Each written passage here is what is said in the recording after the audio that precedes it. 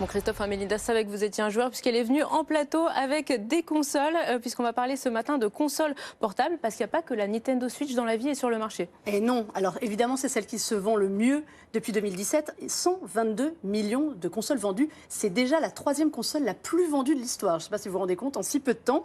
On se souvient qu'il y a eu jadis la Game Boy, la PSP, la Game Gear, mais Nintendo règne sur le marché depuis plus de 30 ans.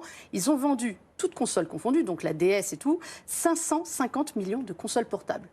Autant dire, la concurrence était inexistante jusque-là, parce qu'ils ont en plus des jeux familiaux, c'est vraiment pour tout le monde. La Switch permet de jouer à la maison et en vadrouille.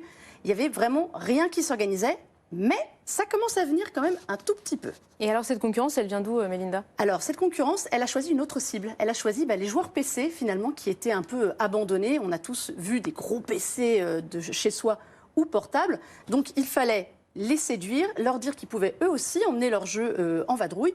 Il y a 2 ans, il y a le Steam Deck de Valve qui a ouvert la voie. Ça a permis après d'avoir ces consoles-là, donc l'Asus ROG Ally qui est quand même assez grosse. Donc ça veut dire et que je commence à jouer chez moi sur mon gros ordinateur prévu pour, et après je peux continuer à jouer avec ce petit instrument. Celle-là en plus, elle repose sur le cloud gaming. Vous savez, c'est ce qui permet, via le Wi-Fi ou la 5G, de jouer à ces jeux consoles ou PC.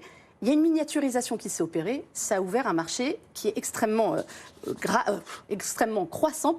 On parle de 7% de croissance par an, surtout sur l'Occident et l'Asie orientale seulement. C'est un marché encore restreint, 55 milliards de chiffre d'affaires à venir à horizon 2027. Donc un vrai business qui est en train de se développer, comment ça s'explique?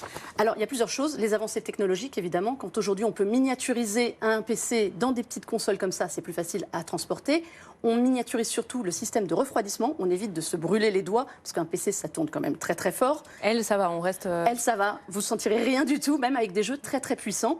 Il y a eu l'effet Covid. Parce que mine de rien, pendant le Covid, on a beaucoup joué, on a acheté des PC gaming et les gens ont envie de continuer à jouer loin de chez eux sans transporter leur console. L'évolution de la connectivité, la 5G millimétrique qui arrive vont contribuer à la mobilité. Le Wi-Fi qui se développe aussi avec le Wi-Fi 6E ou le Wi-Fi 7. Et puis, il y a aussi des raisons toutes bêtes. L'Europe, on est bon, mais on n'est pas les plus séduisants. L'Amérique du Sud, l'Asie, l'Afrique sont des marchés qui sont tournés vers la mobilité. Les opérateurs le savaient, les fabricants de smartphones aussi. Et bien les fabricants de consoles portables aussi désormais les ont dans le viseur. Et puis on va continuer de jouer tout le week-end avec vous, Mélinda Davansoulas, puisque vous serez sur l'un des plus gros événements e-sport qui se tient à Paris jusque dimanche. Voilà, exactement. Le Major Counter-Strike. Vous pourrez retrouver une émission spéciale multijoueur tournée là-bas. Merci beaucoup, Mélinda.